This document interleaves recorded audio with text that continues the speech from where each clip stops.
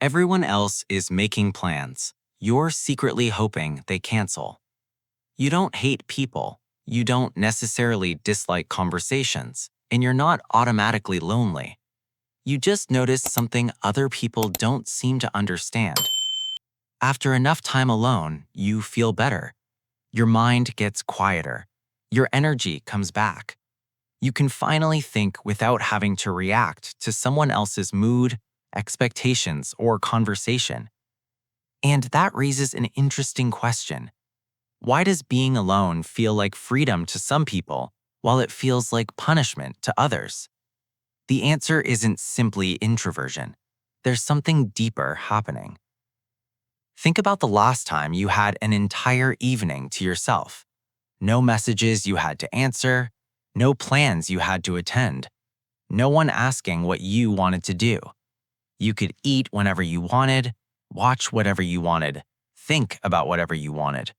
And strangely, you didn't feel like something was missing. You felt like something had finally stopped demanding your attention. That's the first clue. Some people don't experience solitude as an absence of connection. They experience it as a reduction in stimulation. And for certain personalities, that difference matters enormously. Because social interaction isn't just talking. You're processing facial expressions, tone of voice, other people's reactions, what you're supposed to say next, whether someone misunderstood you, whether you need to respond, whether you're being too quiet, whether you're being too loud. Most people do this automatically, but some people remain highly aware of those signals.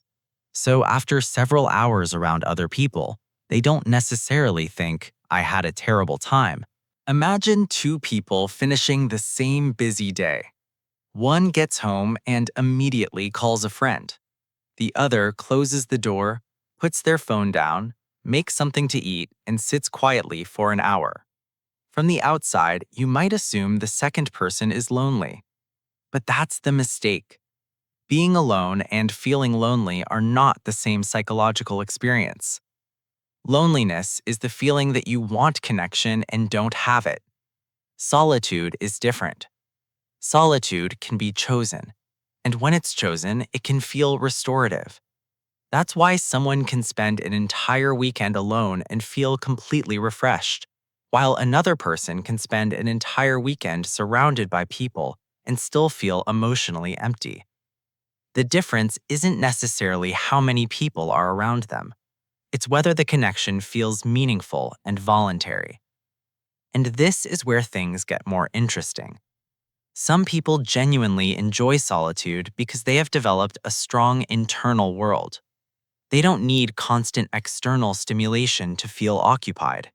They can read, think, create, walk, listen to music, learn something, build something, or simply sit there doing almost nothing without feeling the need to fill the silence.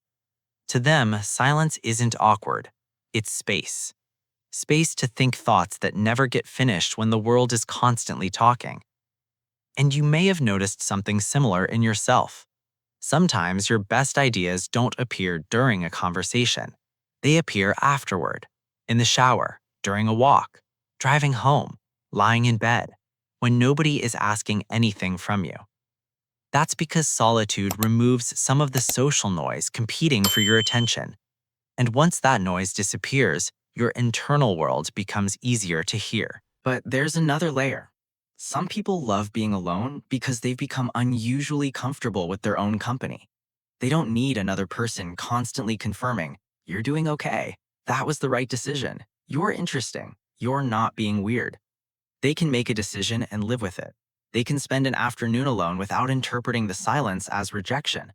And that can look strange in a culture where being busy and socially connected is often treated like proof that you're doing well. Look at social media. People post dinners, trips, parties, birthdays, group photos, weekend plans. And without realizing it, you can start measuring your life against the visible evidence of everyone else's social life. But there's a problem. A full calendar doesn't automatically mean a full life. Someone can have 20 people in their contacts and still feel misunderstood. Someone else can have very few close relationships and feel deeply content. Quantity and connection aren't the same thing. There's also something surprisingly healthy about choosing solitude. When you're constantly surrounded by other people's opinions, it's easy to lose track of your own. You start asking, what do they think? Would they approve? Should I say this? Should I do that? Am I being too much? Am I being too quiet? But when you're alone, those questions become quieter. And eventually another question gets louder. What do I actually want? That question is important because independence isn't just being able to physically be alone. It's being able to remain connected to yourself when nobody else is telling you who to be. And that's why some people become more comfortable with solitude as they get older. They stop confusing being alone with being unwanted. They stop treating every invitation as something they must accept. They stop needing every weekend to be socially productive. And they discover something surprisingly peaceful. But there's one important warning. Loving solitude isn't automatically healthy. There's a difference between choosing to be alone because you enjoy your own company and withdrawing because you're afraid of being judged, rejected, hurt, or disappointed. From the outside, both can look identical. Someone stays home, they decline invitations, they spend most of their time alone. But internally, the experience can be completely different. One person thinks, I love having this time to myself. The other thinks, it's safer if I don't let anyone get close. That's why the better question isn't, how much time do you spend alone? It's, what happens inside you when you are alone? If solitude makes you feel calm, focused, creative, and restored, it may simply be one of the ways your mind recharges. But if being alone comes with fear, numbness, hopelessness, or a strong desire to connect that you're too afraid to act on, that's a different story. Because healthy solitude gives you something. Avoidance takes something away. And learning the difference can tell you a lot about yourself. Maybe you don't actually hate people. Maybe you just don't need constant access to them. Maybe you enjoy conversations more when they're meaningful. Maybe you need quiet after stimulation. Maybe your mind does its best work when nobody is interrupting it. And maybe the reason you enjoy being alone isn't because you're disconnected from the world. It's because you've learned how to be connected without losing yourself. So the next time someone asks why you spend so much time alone, you don't necessarily need to defend it. Ask yourself something more useful.